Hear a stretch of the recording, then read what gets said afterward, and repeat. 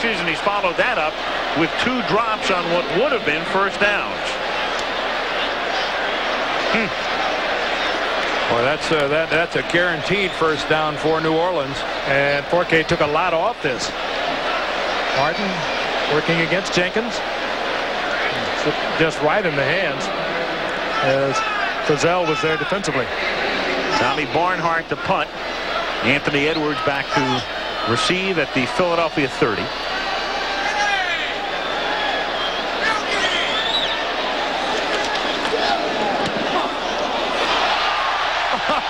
He puts on an Academy Award performance as Barnhart, but doesn't draw the flag. Kick takes a New Orleans bounce and is out of bounds at the 26-yard line. He made it look good at the end of that play, did Barnhart, as 3 Eagles came very close to him, and the crowd wants a flag, but they don't get it. Sure it's not Bernhardt? And Buddy Ryan running out on the field, he wants a penalty for faking. He wants a penalty for faking. I'm sure that's what he's talking to the line judge about now. Hey, I thought it was supposed to be a penalty if a kicker falls down without being touched. Now you be the judge. There's Barnhart. Let's see. Is he touched? He might have been a little frightened. He thought he was going to get green. Not even touched by an Eagle and sits on his can. Technically, in the rule book, that's supposed to be a penalty. Robert Drummond, the one putting the pressure on. He did come close. Yeah, well, this isn't horseshoe. Yeah, he figured the running into the kicker calls were at a premium tonight. From the 25-yard line, a juggling drop by Tony, who was covered by Ricky Jackson. What a play by Jackson. Ricky Jackson, boy, he has been a great performer. 9 years out of Pittsburgh. He played the other side when Hugh Green got all the publicity at Pittsburgh. Tony's about ready to suck that one into his middle, and Jackson unloaded on him. He still has that speed. We saw him a while ago run down Cunningham, now in his 9th year. By the way, when they were both to pit together, it was always Ricky Jackson that was the leading tackler on that team. The other team would spend so much time and attention trying to take Green away. Jackson really excelled. Out of the gun, the inside handoff to Tony, and the initial hit was made by Swilling, who's angry with himself because he let Tony come out of his grasp and pick up 1.5 yards, maybe 2. And there's a consecutive look at the 2 linebackers.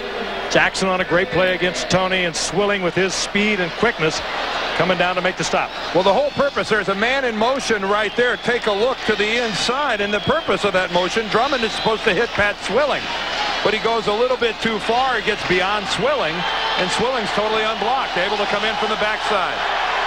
3rd down and 8 from the 28. 4-man rush. And the pass is dropped at the 35-yard line. It was low for Keith Jackson, and he would not have had the first down anyway. A good defensive team will always keep you in the ball game. And after the last couple of series where momentum has really switched to the side of the Philadelphia Eagles, the Saints defensive team comes up with a good series. That's a nice effort by Keith Jackson, but the ball low down on the ground. But New Orleans, when they needed to get it back, their defense did it for him. Atkins pressure on Jackson. Jackson would not have had that first down with the completion. Rick Tootin to punt. Bobby Morris to receive at the 30-yard line. It's a low line drive kick, but it's angled away, and then it takes a New Orleans bounce and is down at the 41-yard line. So the Saints will have it there with 5 minutes and 31 seconds remaining in the half.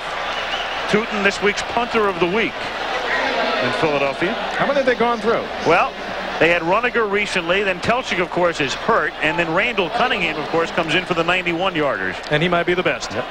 An exchange of 53 yards. An exchange of Christmas greetings there between Gene Atkins and his good friend Keith Jackson from Philadelphia. A very articulate and enjoyable young man is Keith Jackson. I remember talking to him last year one time. At the 41-yard line, 1st and 10 New Orleans. Lonzel Hill, who's not caught a pass, was the man in motion. A little swing out into the flat. That's Paul Frazier for a couple. He's a rookie out of northwestern Louisiana. Izell Jenkins makes the tackle. Looking ahead now, the Saints have all of their timeouts remaining. We have 5:17 to play in the half. Good open field tackle that time by Jenkins. You know, it's one of those things that just doesn't, it kind of gets swept along. But how often do you see a cornerback and he misses that tackle and it ends up being, instead of an 8-yard play, an 18-yard play? A good open field tackler is Isaiah Jenkins. At the 43-yard line, second down and 8. Under 5 minutes to go in the half. 14-10 Saints.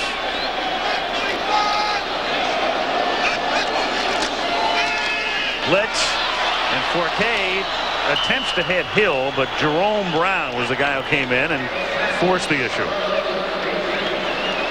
Jerome Brown, who's Miami Hurricanes, will be right back here 2 weeks from tonight, and so will we for the USF&G Sugar Bowl.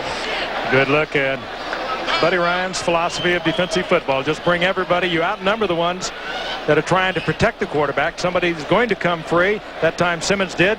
Forcade had a receiver he could have got the ball to. He just didn't have time to get it there. And that's been the philosophy of Buddy Ryan for so many years. And it is so effective when you have the proper people. Third down and 8 from the 43. Out of the shotgun. Blitz again. Forcade under pressure. Going deep for Perriman. It was wide open, but the pass was terrible, and Eric Everett intercepts it.